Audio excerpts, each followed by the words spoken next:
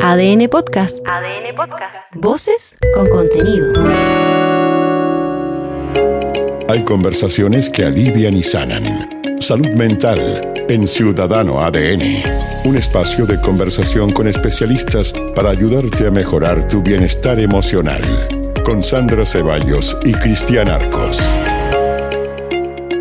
La semana pasada vivimos una situación que nos dejó a todos bien impactados por lo grave del hecho. De hecho, hoy día hay además una convocatoria del Colegio de Profesores o de profesores de distintas regiones llamando a manifestarse por el peligro, de alguna manera, en la que los ponen cuando están en situaciones de riesgo de violencia con alumnos o con apoderados, incluso lo hemos visto. Esto fue en un colegio de Trehuaco, en la región de Ñuble, que supimos que un menor de 14 años agredió a una profesora, dejándola grave, con fracturas, internada. Hoy sabemos que está un poco mejor, se está recuperando.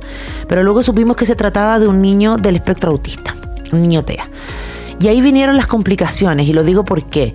Porque obviamente hay que evaluar la situación desde otra mirada, con otra perspectiva. Y lamentablemente supimos que incluso la familia de este menor empezó a recibir amenazas de muerte. Dejaron de hablar con los medios, no quisieron dar declaraciones. Y también hay que ponerse, por supuesto, en el lado de los profesores y profesoras que de pronto están sometidos a un estrés, a un riesgo y a una situación con herramientas que no tienen y que no manejan. Nosotros hicimos el ejercicio de conversar incluso con docentes que trabajan en los programas de integración escolar, en los PIE, a lo largo del país, y nos contaron testimonios e historias bien complicadas, y por eso decidimos en este lunes de salud mental traer a la profesora diferencial, convención en discapacidad intelectual, especialización en TEA, además a través de FLICH, y que es la coordinadora internacional de educación emocional y bienestar, jefa de la carrera de pedagogía en educación diferencial de la Fundación Liderazgo Chile, Carolina Pizarro, porque ella trabaja además precisamente capacitando a profesores que tienen que trabajar día a día con niños y niñas TEA. Así que, Carolina, agradecemos que estés aquí con nosotros el día de hoy. Muchas gracias. Muchas gracias, Sandra. Muchas gracias, Cristian, por esta invitación. Desde Flitch estamos muy contentos y contentas para poder abordar esta temática muy, muy complicada, ¿o no? Desde los distintos puntos de vista. Absolutamente. Partamos por tu propia experiencia, Carolina, que preparas a docentes para enfrentar el trabajo en aula con los menores que requieren necesidades y herramientas distintas. ¿Nuestros docentes están preparados para abordar estas situaciones? Wow, una tremenda pregunta. La voy a abordar desde la experiencia, desde la literatura también científica. Para poder estar preparados, primero tenemos que hacer una concientización a nivel nacional sobre las políticas que sustentan educar en la diversidad. Uh-huh. Si estamos preparados, yo diría que falta muchísimo. Nosotros en el año 2006 contamos con la Ley General de Educación, la cual hace un cambio radical en las políticas, específicamente en lo que tiene que ver con la integración hacia la inclusión. En el 2006 se comienza a hablar de inclusión y comienza este movimiento potente de las capacitaciones en diversificación, en inclusión, en diversidad, en el diseño universal para el aprendizaje. Pero no son suficientes porque no es solamente la falta de capacitación de los y las docentes o de los equipos directivos de la comunidad completa, sino que es un cambio desde lo más macro, desde el sistema. Porque estas capacitaciones deben ir acompañadas de los recursos correspondientes, ¿cierto? Ya sea con material didáctico, menos estudiantes en el aula. Como bien decía Sandra, ustedes tuvieron la oportunidad de estar con con la gran parte de los docentes a nivel nacional, y una de las cosas que más aqueja es la cantidad de estudiantes al interior del aula. Por aula, claro. Por aula. No solamente, ¿cierto?, eso pasa acá en Santiago, sino que yo he tenido la oportunidad de estar desde Arica a Puerto Williams, conociendo todas las realidades particulares, subvencionadas, municipales, contextos que son súper complejos, porque no es solamente yo me capacito, tengo el conocimiento, sino cómo esto yo lo puedo aplicar en el aula. Y en este caso en particular que nos convoca, que nos sirve para hablar de, obviamente, y proyectarlo, ¿no? Y expandir mucho más el tema, pero además en este caso en particular, cuando se hablaban un montón de cosas que, bien lo decía Sandra, hay cosas que de pronto podemos comentar y no utilizar los términos correctos, ¿no? Exacto, en tal cual. Eso es súper importante, sí, aclarar esos puntos, y también ciertas nociones o ideas que hay respecto, por ejemplo, a la reacción violenta de este chico, si esto es habitual o no. Perfecto. Esto de las salas que son de la inclusión, ¿no? Pero claro, hay un tema que tiene que ver con tratamientos distintos. Exacto. Y lo que decías tú de una profesora que está probablemente llena de gente y que a lo mejor no tomó tampoco la actitud correcta o el camino correcto. Bien, Cristian, bien. Buenísimo lo que tú estás comentando, me encanta, porque así... ¿Ah? No, es que son temas... es que nos llega mucho la educación a nosotros. Sí, porque así empezamos a generar conciencia. Hijo te promueve, además. Entonces, buenísimo. Excelente, qué mejor entonces. Mira, wow, es que hay hartas aristas en lo que tú me estás comentando. Yo partiría primero, y quiero darme esta oportunidad de poder comentarle a todas las personas que nos están escuchando en la 91.7, en la señal online, también radial, que existen muchas... Chile ha ratificado convenciones internacionales. Una es la de los derechos humanos, la Convención de los Derechos del Niño, pero también hay una bien importante que es la Convención de los derechos sobre las personas con discapacidad. Yo he escuchado muchísimo y he leído muchísimo durante este tiempo, desde que pasó la lamentable agresión, ¿cierto? Y digo por ambas partes, lamentablemente por ambas partes, qué pena que hayan tenido que pasar este momento y qué pena que se esté sufriendo por ambos lados, pero comentarles que los estudiantes o las personas o la comunidad autista, como deberíamos llamarlo, comunidad autista, ya no son agresivos. No son agresivos, porque esta situación en particular podría haberle pasado a un estudiante que no tuviese la condición del espectro autista.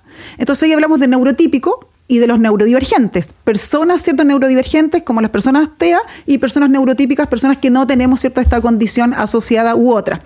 Entonces, han pasado muchos casos a nivel nacional, las agresiones de este estudiante el año pasado que le sacó casi o le movió la mandíbula a este profesor. Hace poquito la otra noticia de la otra agresión del estudiante que no tienen una condición o un tipo de discapacidad. Entonces, ¿qué es lo que gatilla todo esto? Primero, uno debe conocer qué es lo que provocó esta desregulación emocional y conductual. ¿Qué pasó antes? ¿Cierto? Mucho hemos escuchado y leído el tema de que escribe, no me sirves en la sala de clase, ¿cierto? Si no me sirves, ¿para qué estás acá?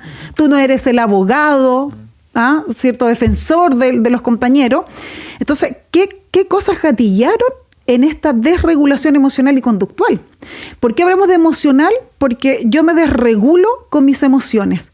Cuando yo no puedo gestionar esas emociones, no las gestiono, no me ayudan a gestionarla, por supuesto que voy a caer en algo conductual. ¿O no les ha pasado a ustedes que de repente se enojan por algo y sienten esa desregulación emocional, que de repente puede caer en algo conductual, como patear ahí la mochila lejos, tirar la cartera a la punta del cerro? Todas esas cosas son gatillantes, o son, mejor dicho, desregulaciones emocionales y conductuales. En Chile, yo sé que acá no nos están mirando, ¿cierto? Esto es solamente radial, pero yo creo que... Sí, nos están mirando por el streaming. ¿Sí? Nos están mirando, ya. Entonces te mando un saludo a todos y todas, todos los que me conocen ahí a nivel nacional. Miren, yo les quiero mostrar la cantidad de decretos que se han promulgado, leyes, ya hasta hace poquito, el 10 de marzo se promulgó el dictamen, si no me equivoco, 707, si no me equivoco, todavía no me salió hace poquito, que es para los colegios particulares pagados. La cantidad de decretos y leyes que los profesores deben, ¿cierto?, apropiarse para poder hacer clases en un contexto lo más, entre comillas, le dice la gente, normalizado, nosotros podríamos decir desde la diversidad.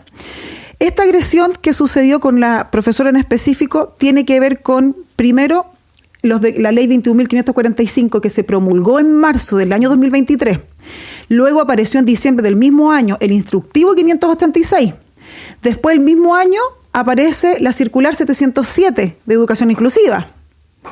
Nos aparece el protocolo DEC de desregulación emocional y conductual. Todo eso que es la ley que tiene que ver con la ley TEA es para que los colegios se empiecen a apropiar y trabajar en estrategias para regular a todos los y las estudiantes. Y cuando a mí me toca ir, ¿cierto?, a estas capacitaciones, yo le digo a todos los docentes, no solamente para estudiantes con TEA, sino que también para todos y todas. Si todos nos desregulamos en algún momento. Exacto. ¿Cierto?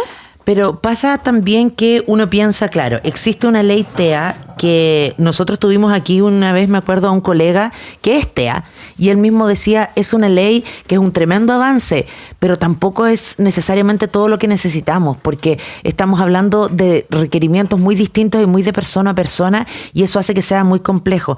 Yo te decía que habíamos hablado con muchos profesores que nos hablaban, por ejemplo, de las situaciones, ¿no? De que existen grados, y voy a leer textual así algunos de los datos que nos mandaron, por ejemplo.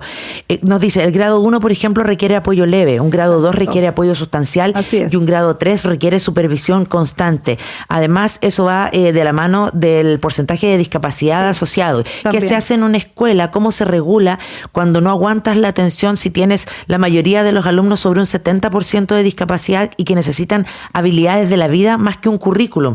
Y lo complemento con lo que nos envía aquí también una auditora, Mónica, que nos dice, tengo una amiga con un hijo TEA y mucha gente le aconseja que no lo ponga en un colegio especial porque sería un daño para su calidad de vida. Obvio, pensamos todos en integración y demás. Pero dice, pero el niño tiene 7 años y recién el año pasado dejó los pañales. Claro.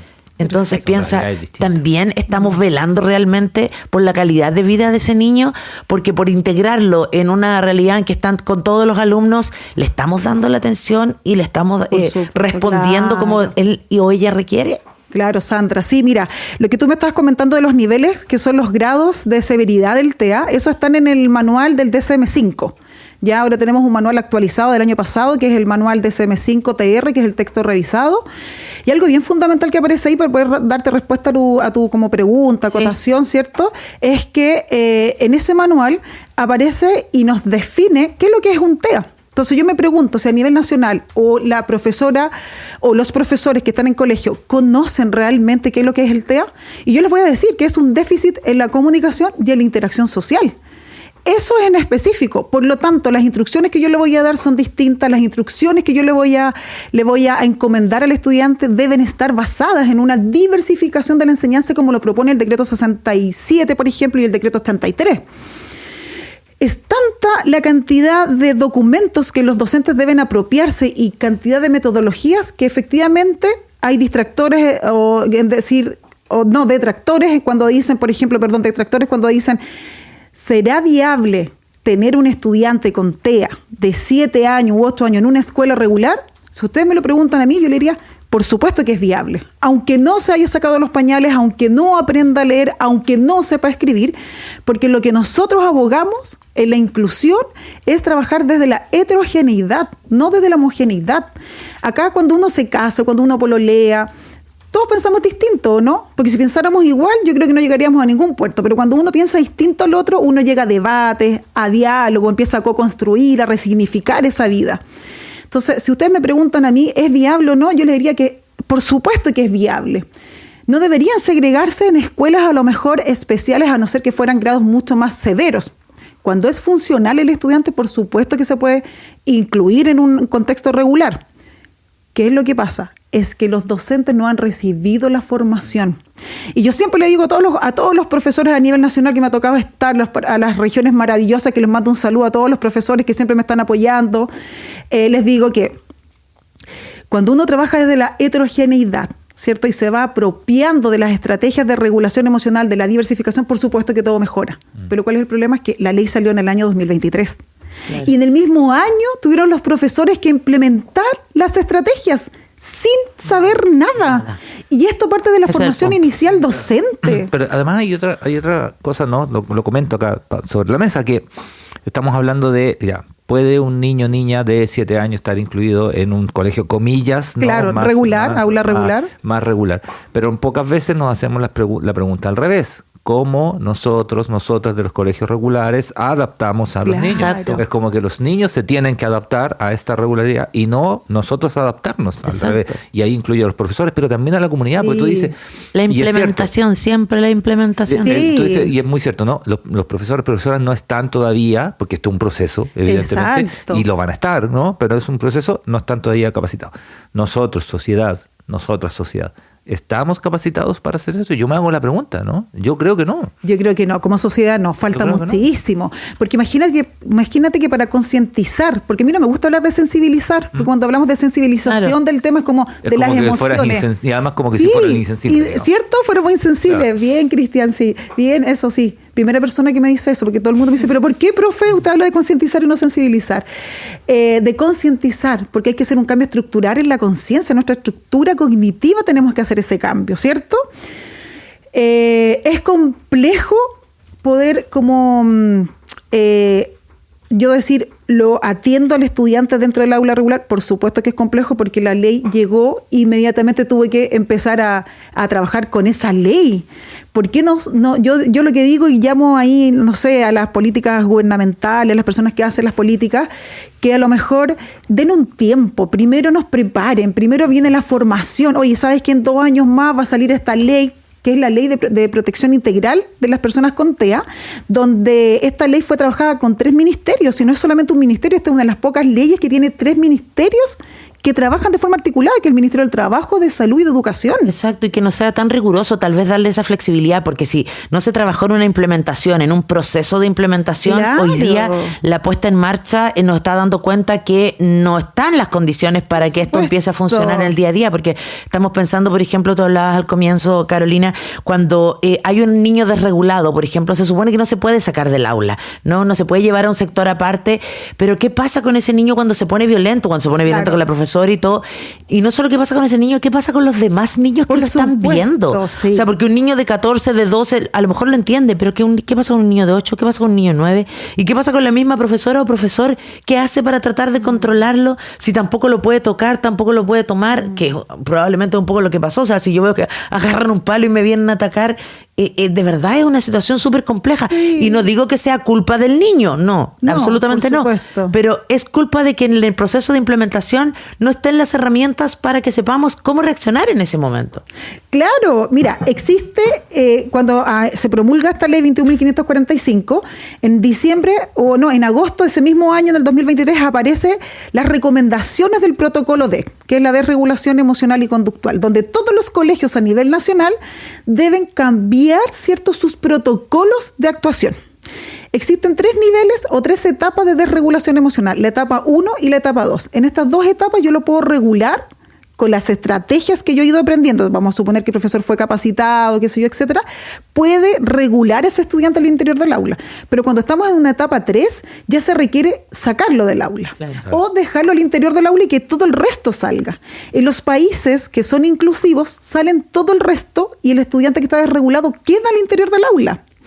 ¿Por qué? Porque al sacar a este estudiante del aula se va a desregular mucho más, porque va a escuchar los sonidos que están alrededor, los colores, las personas que van a empezar a preguntar qué es lo que te está pasando, y todo eso va a aumentar la desregulación emocional y conductual.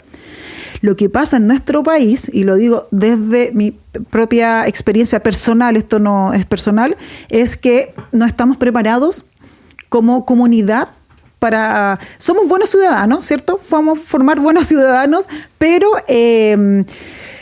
cuesta porque no tenemos los recursos. Los recursos no están. El ministerio dice, tengan aulas de regulación emocional. No tenemos aulas. En los colegios no hay espacio ni siquiera para tener a los estudiantes al interior en una buena sala, y nos están pidiendo material didáctico de regulación emocional, que además son carísimos. Y yo con esto quiero decir lo último, que es el tema de la formación inicial docente. La formación inicial docente debe cambiar sus mallas curriculares de los profesores de educación general básica. Por ejemplo, yo no veo inclusión, diversidad.